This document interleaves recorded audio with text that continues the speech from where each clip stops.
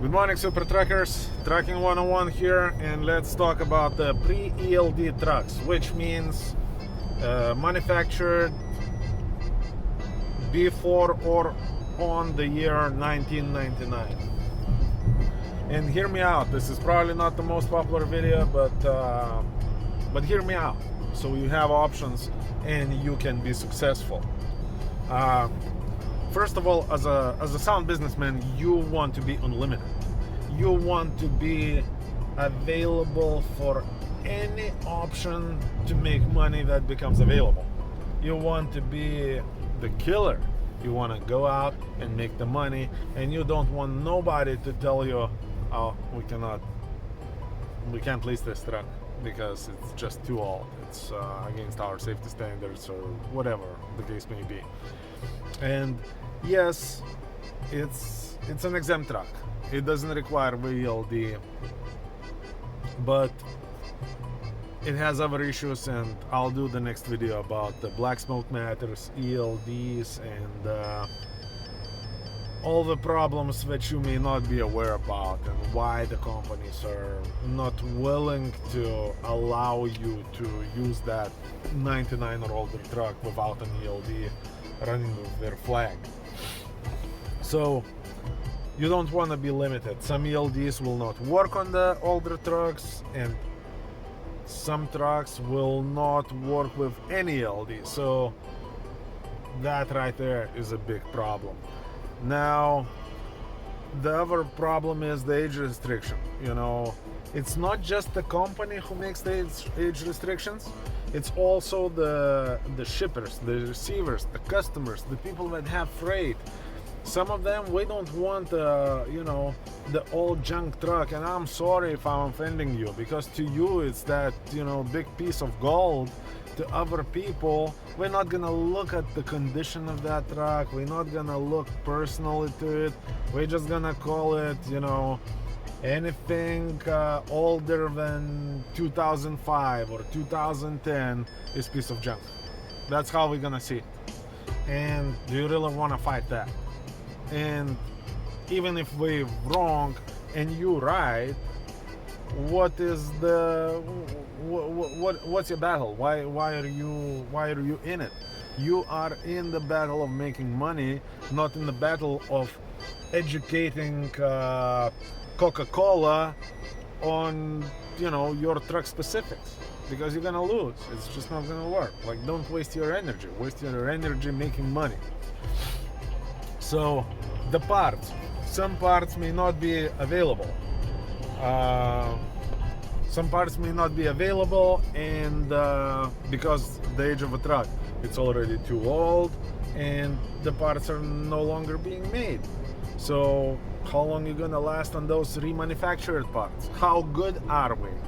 Are there gonna be any original parts, or are you just gonna be dependent on the Chinese shit? I'm sorry, crap, or the Chinese cheap parts. And the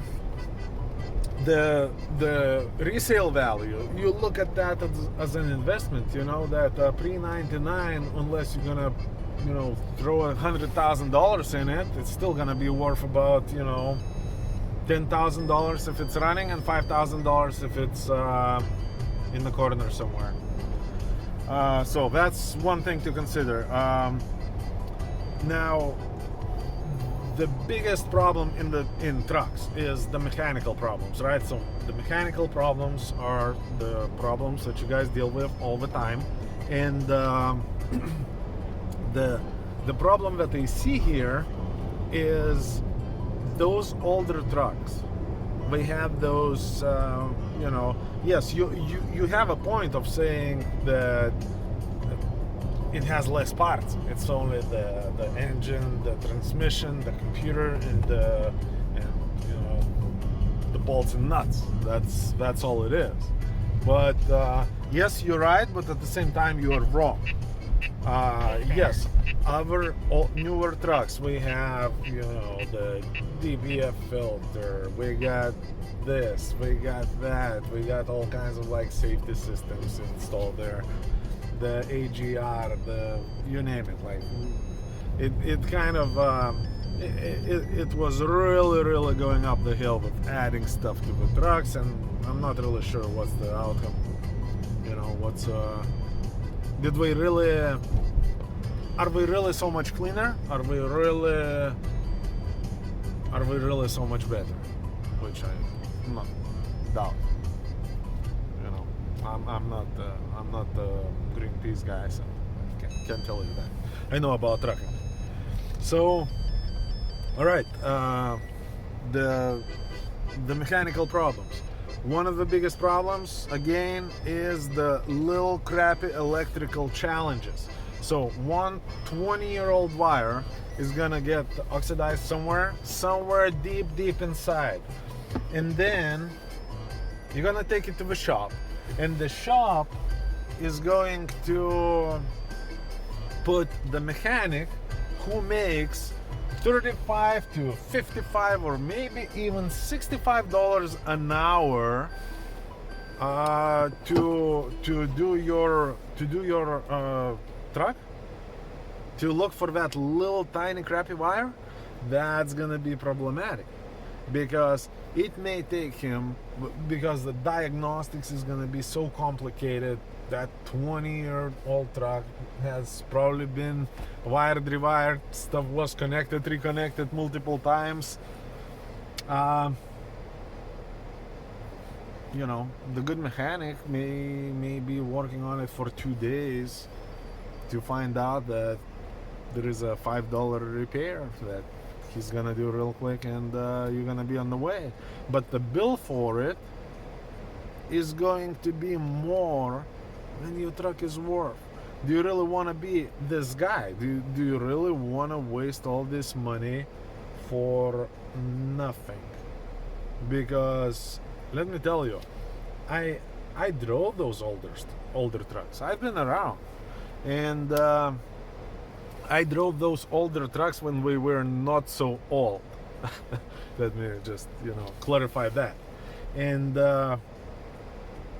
there was problems. There was always problems that, just like the new trucks, some stuff breaks, and that little $50 sensor causes you all kinds of expenses.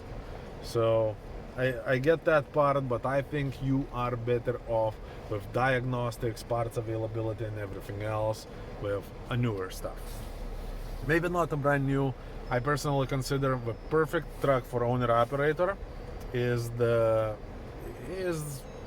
truck that's, I don't know, 400,000-500,000 miles, half-life truck as I call them, and those trucks tend to do still pretty good with not too many repairs required. And so that's the point number 22. And the biggest issue with 99s, and the main reason why you guys just sometimes lying to yourself and buying those trucks, is the ELD. And the next video I'm gonna do about the ELD. So all the Black Smoke Matrix guys, buckle up. I don't know you're gonna like it or not. I may even change your mind. So stay tuned. I'm gonna post that video tomorrow morning. Black Smoke Matters versus ELDs versus Mike. Peace out, Super Truckers.